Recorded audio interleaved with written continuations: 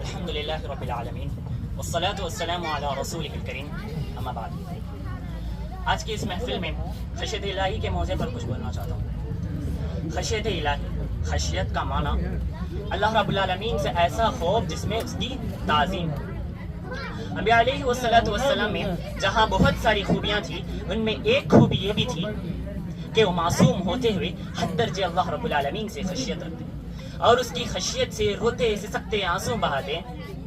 جیسے اللہ رب العالمین ایک مقام پر فرماتا الذین یبلغون رسالات اللہ ویخشونہ، وہ پیغمبر جو اللہ کا پیغام پہنچایا کرتے تھے وہ اسی اللہ سے کرتے تھے.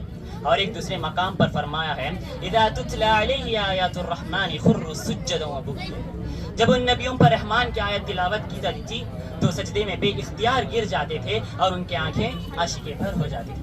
اس لیے درازینی انبیاء یعنی علماء کرام کو بھی ڈرنے کی تاکید کی گئی ہے اور یہ واضح کر دیا گیا ہے کہ حقیقی معنی میں علماء دین وہی ہوگا جو اللہ رب العالمین سے خشیت رکھتے ہیں. آئے امام الانبیاء محمد صلی اللہ علیہ وسلم کی خشیت الہی کے بارے میں ایک حدیث سنیں.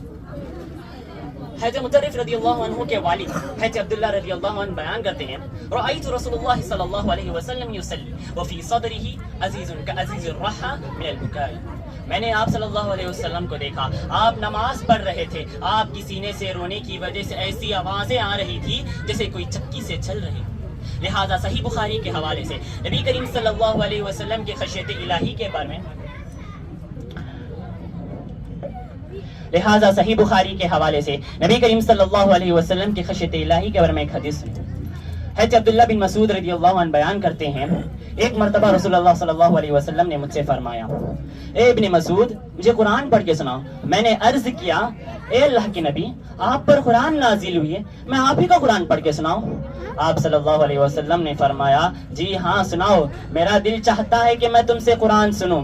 حضرت عبداللہ بن مسعود رضی اللہ عنہ کہتے ہیں میں نے سورہ نساء کی تلاوت شروع کر دی اور میں اس آیت پر آ کر پہنچا فَكَيْفَ إِذَا جِئْنَا مِن كُلِّ أُمَّةٍ بِشَهِيدٍ وَجِئْنَا بِكَ عَلَى هَؤُلَاءِ شَهِيدًا.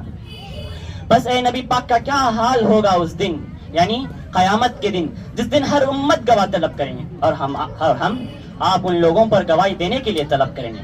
حضرت عبداللہ بن مسعود رضی اللہ عنہ کہتے ہیں میں نے سورہ نساء کی تلاوت شروع کر دی اور میں اس آیت پر آ کر پہنچا فَكَيْفَ إِذَا جِئْنَا مِن كُلِّ أُمَّةٍ بِشَهِيدٍ وَجِئْنَا بِكَ عَلَى هَؤُلَاءِ شَهِيدًا. بس اس آیت کریم کا پڑھنا تھا. آپ صلی اللہ علیہ وسلم نے فرمایا اے ابن مسعود ٹھہر جاؤ، ابن مسعود ٹھہر جاؤ. میں ٹھہر گیا اور آنکھ اٹھا کر دیکھا تو آپ صلی اللہ علیہ وسلم سے آنکھ سے آنسو جا رہی تھی. یہ اس نبی کی خشیت کا حال ہے